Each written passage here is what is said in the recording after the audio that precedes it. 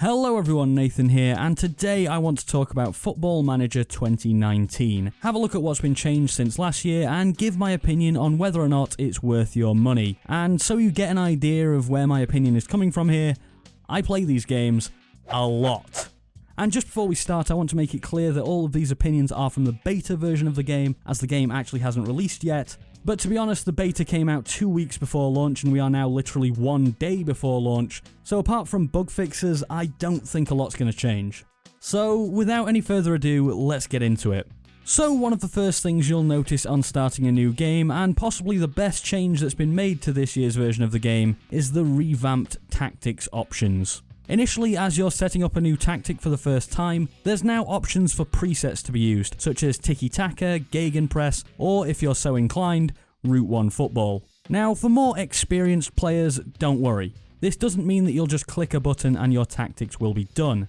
You'll still get massive benefits from tweaking each tactical setup to match your specific team. And these presets should just be thought of as a base, something to build your real intricate tactic system on. Or, if you want to forego the presets entirely, you can start a brand new tactic from scratch. For new players though, I think this is fantastic, offering a way to much more quickly understand how the complicated tactical options of Football Manager work to get the basics of the way they want their team to play sorted out straight away. And the addition of an induction system which acts as a tutorial makes it quicker and easier to understand for those new players. And there's one of these inductions for most aspects of the game. For me personally, while I have either been using these preset tactics as a base and tweaking them, or starting new tactics from scratch for my primary tactic, I have been using the presets largely unchanged for secondary tactics. Ones that I'm only going to use once every few games for a few minutes at the end of a match in order to, say, defend a lead.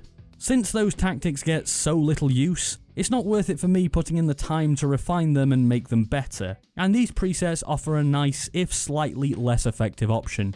As for what's actually been changed in the tactical options themselves, well, your choices are now divided into 3 sections: in possession, out of possession, and transition. This allows for greater control of how you want your team to play, and means it's far more easy to set up a tactic that matches what you actually want your team to do. For example, in previous Football Manager games, if you wanted your team to attack with width, they'd also defend with width. But now you can set them to be wide in attack and narrow in defense, allowing crosses to come in, but being much more difficult to break down. There's also an added line of engagement mechanic that allows managers to decide how high up the pitch you want your team to press the opposition. And for a tactic like gegenpress, which is all about winning the ball back high up the pitch, this addition feels like a godsend and allows those tactics to actually work the way they were intended.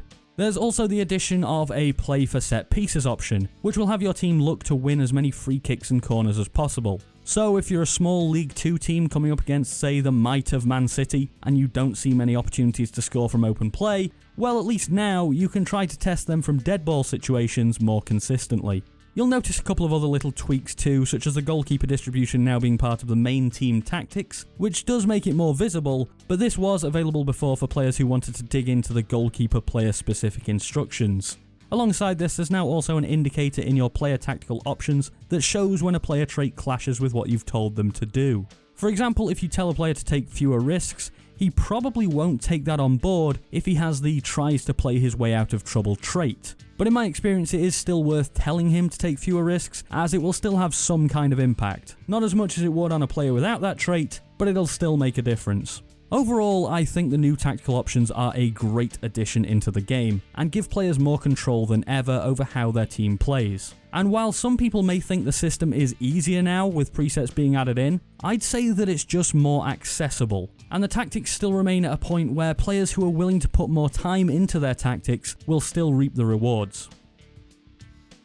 So, the next big change to this year's Football Manager is the training system. Whereas previously training was based around just a few different options like tactical or team cohesion, and then the intensity at which you trained those options, now managers will have so much more control.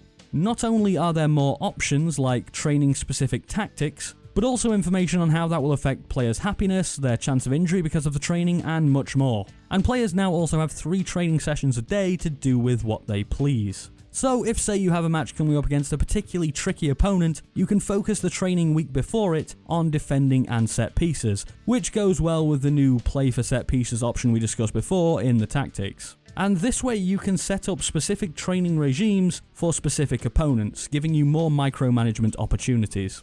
Training is now also divided into units, and this means that training routines will have different effects on your players depending on which unit they're in. So for example, some training sessions will have your attacking unit trying to score and your defensive unit trying to stop them. So the attackers will maybe gain in dribbling and finishing, while the defenders will get a benefit to their tackling and marking. And obviously if you want to, you can change which unit a player is in whenever you want.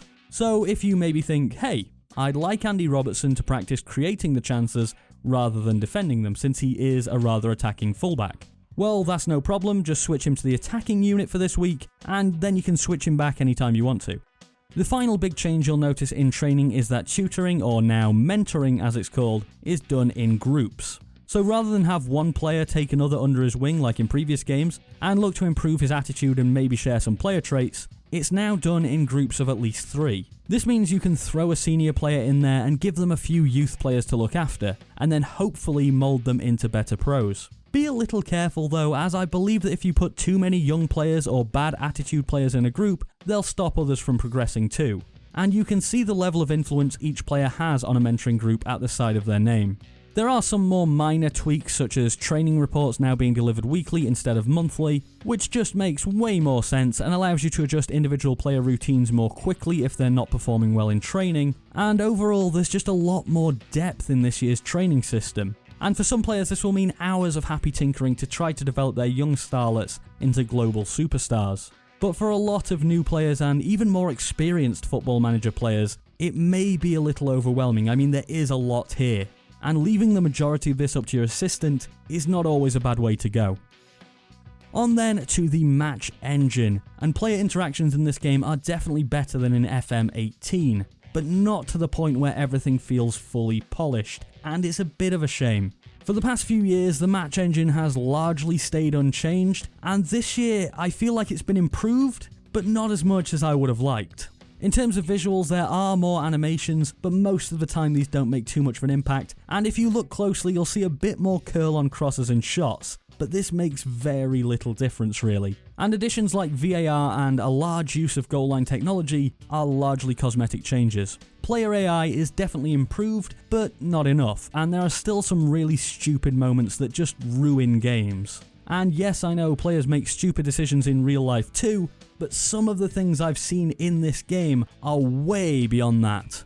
For example, look at this clip of my match with Liverpool against Man City. Now, this is the last minute and we're drawing 1-1, and to be honest, we've been a little bit under pressure for the past few minutes. So, Mo Salah has the ball in the right back position and is being pressured by a Man City player. So, the player's options in real life for this situation are 1.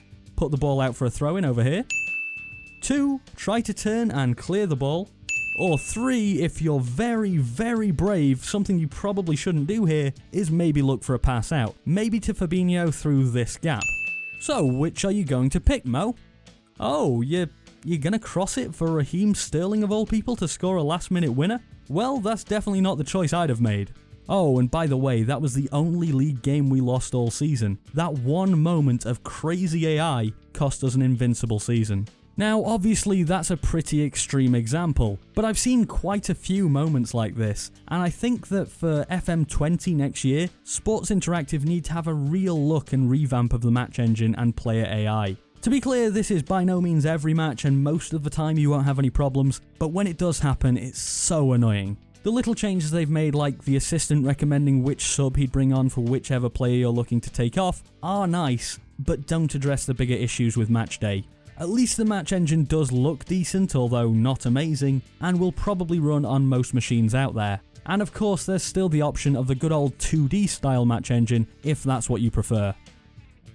On now to transfers, and the transfer system has seen a few nice quality of life changes, but not any kind of massive overhaul. Possibly the biggest help that I've found is that now when you get that player who wants to join your club, but won't tell you what kind of contract they're looking for, and by God do I hate those players, now at least you get a suggested offer so that you don't undershoot or overshoot massively.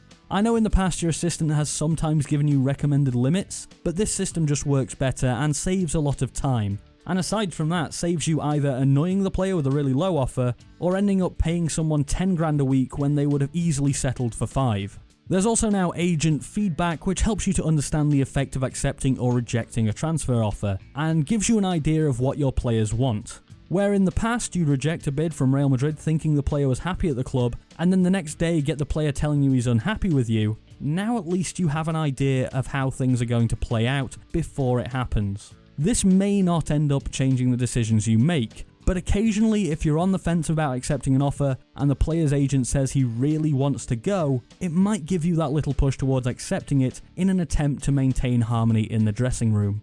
There have also been small changes to scouting and agent offers, whereby you can now filter out a lot more of agents trying to tout their players to you. But to be honest, this is something that never really bothered me in older versions of FM, and while there sure are a lot of options here, and ways to refine this to exactly what you want, personally I'll be leaving it on the default settings. So finally we move on to our last section, which is just full of small changes that I want to talk about, but I don't think they really merit their own big portion of the video. So firstly, the game is now purple and has a new logo. Sports Interactive seem really keen to let you know all about this, and about the new fresher, cleaner look. But honestly, I don't really care. I don't know whether it's just because I've played so much Football Manager that I'm numb to all the menus, since a friend has told me that the UI is quite a lot better for them, but for me personally, this was kind of a meh change.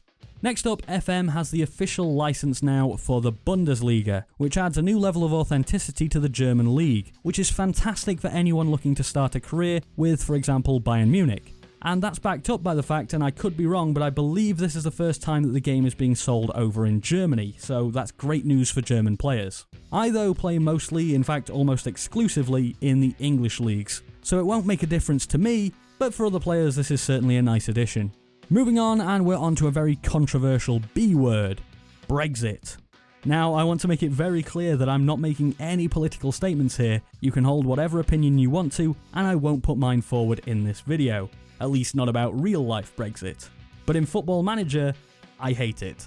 If you're playing in a British league and suddenly you can only have maybe half of the foreign players you used to be allowed, it limits you massively and makes it much harder to compete in European competitions. So if you're picking a top club, Brexit does make things tougher. Now, there is still a chance nothing will happen and you'll be able to carry on as normal. But I believe it's random from save to save, and while I know Brexit is a real life thing and this is a simulation, I just feel it's an element of randomness that can mess with a save file you've already put loads of time into.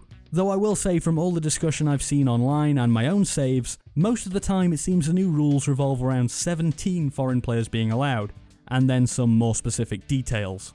Honestly, I'm not sure how many other Brexit scenarios there are in this version of FM, or even what they are, as I haven't had enough time to explore every possibility through multiple save files. So hopefully it's not quite as potentially damaging as it has been in previous FM games. And if you're of the opinion that Brexit is real and this is a simulation so it should be in there, then I understand.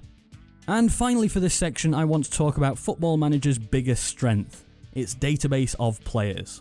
As always, new players have been added and old ones updated, and for the most part they're immaculately scouted, to the point where if you buy a player in Football Manager, he'll fit in with your team and play with them as close to possible as the way he would in real life. And of course, most people probably know by now, real life managers and scouts do use the Football Manager database on a regular basis. That's how realistic it is. I actually once had a friend describe Football Manager to me as a game of spreadsheets, and I think this was intended to be an insult to the game. But for me, it wasn't an insult at all, as the information within and the realism that this game achieves is second to none. So then, conclusion time. Is Football Manager 2019 worth your money? And yes, I think it generally is. If you're a regular of the series and a big football fan, the player updates alone would probably be enough to bring you back. And if you're more of a strategy fan than a football fan, there's plenty of new options here for you to tinker with too. For me, the biggest group I would recommend buy this game though is players new to the series. Football Manager has always had massive depth and complexity, and don't get me wrong, that's still definitely here and long may it continue, but now there's also a few more helping hands along the way to get new players into the experience. I certainly think there are areas of the game that can be improved upon in the future, maybe for FM20, but for now, Football Manager 2019 sets itself apart from Football Manager 2018 enough to get a thumbs up from me. So there you have it, my thoughts on Football Manager 2019. I'm always a bit worried about making videos on a game of this size and depth, that I'll miss something or get something wrong, so please let me know what you think of the game down in the comments if you've already played it for yourself. If you enjoyed this video or found it helpful in any way, I'd be very appreciative if you'd click that like button down below and subscribe for more like this if you haven't already. Anyway, thanks for watching, I've been Nathan and I'll see you next time.